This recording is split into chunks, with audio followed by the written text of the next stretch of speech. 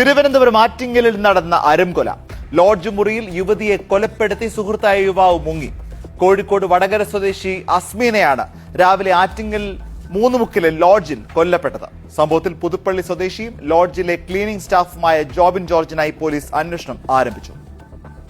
ഇന്നലെ രാത്രിയാണ് വടകര സ്വദേശിയായ 35-കാരി ആറ്റിങ്ങലിലെ ലോഡ്ജിൽ മുറിയെടുത്തത്. ക്ലീനിംഗ് സ്റ്റാഫായ ജോബിൻ ജോർജായിരുന്നു മുറി ബുക്ക് ചെയ്തത്.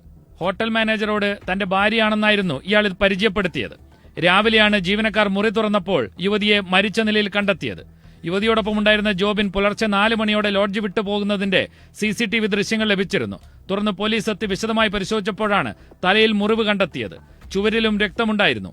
ഇരുവരും തമ്മിൽ വാക്തർക്കമുണ്ടായതായും ഇതിനിടയിൽ കൊലപാതകം നടന്നെന്നുമാണ് പോലീസിന്റെ നിഗമനം. കോഴിക്കോട് സ്വദേശിയായ യുവതി വിവാഹിതയാണ്.